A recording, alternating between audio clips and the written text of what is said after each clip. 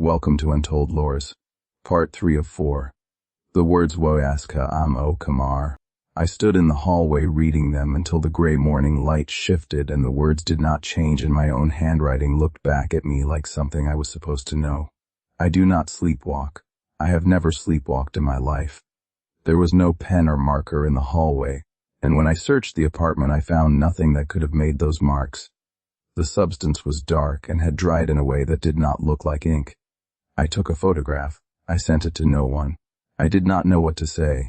I called Florin. This time he did not pause before answering.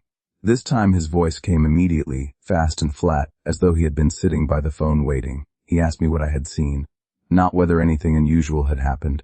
What I had seen. I told him about the writing. Another long silence. Then he said, very quietly, that I needed to come to his house. That evening. That there were things he should have told me before I moved in. Things he had told himself were not his responsibility to share.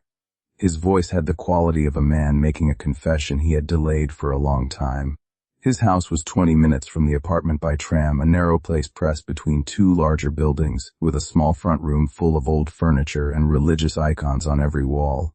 Orthodox crosses, painted saints, small candles burning in red glass holders before several of them. He poured 2 glasses of tuka, the Romanian plum brandy. Without asking if I wanted any, I drank mine in one swallow. He told me about the previous tenant, a young man, a graduate student, who had lived in that apartment for 7 months 3 years ago. His name was Mihai. Florin said Mihai had been, in his words, interested in things he should not have been interested in. He had found a book in the storage room when he moved in, an old one, handwritten, left by someone before him. Mihai had read it. Mihai had done what the book described. Florin did not know exactly what that was. He only knew that in the 4th month of Mihai's tenancy, Florin had received a call from the university saying the student had not appeared for classes in 2 weeks. When Florin went to the apartment, he found the storage room door standing open. Mihai was gone. His clothes were in the wardrobe. His phone was on the kitchen table. His shoes were by the front door, arranged neatly, both of them facing outward. The storage room was empty. Florin had cleaned the apartment. He had found writing on the wall. The same wall, the same location where I had found mine. But in Romanian, not English, and he had painted over it. He had thrown the book away. He had told himself that Mihai had simply left, had simply walked out in the night and not returned, had simply been one of those young men who disappear and whose disappearance means nothing supernatural. I asked Florin what the Romanian writing had said. He picked up his glass, found it already empty, set it down. He looked at the painted saint on the wall above my head for a long moment before answering. He said it said, I have given it my name. The room went very quiet. I heard one of the candles in its red glass holder sputtering, fighting to stay lit. I thought about the writing on my wall. The handwriting I recognized.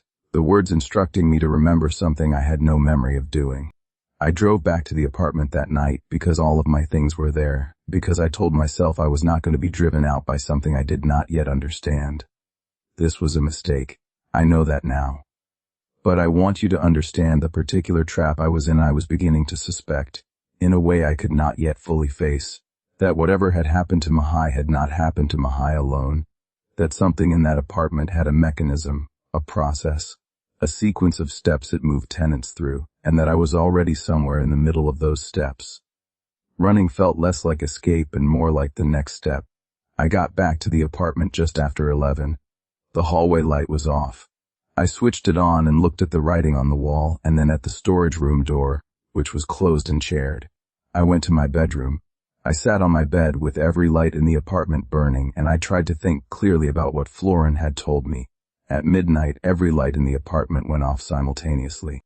Not a flicker, not a gradual fade. One moment the room was lit and in the next moment there was nothing. The darkness so complete and sudden that it felt less like a power cut and more like something placing its hand over my eyes. I grabbed for my phone on the nightstand. My phone was gone. I had set it down there not 20 minutes earlier. I swept my hand across the nightstand and felt only empty flat surface. In the dark, from the hallway very close. Closer than the storage room, closer than it had any reason to be. I heard the sound, the slow, wet, pulling breath. It was directly outside my bedroom door. And then the door handle began to turn. It turned slowly, the way a person turns a handle when they are trying not to make noise. And in the dark, with no phone and no light and the wardrobe already on the wrong side of the room, I finally understood what the words on the wall had been trying to tell me.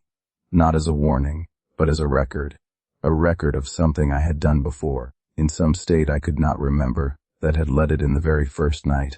That's it for part 3. Follow Untold Lores for part 4. Like and subscribe for daily stories.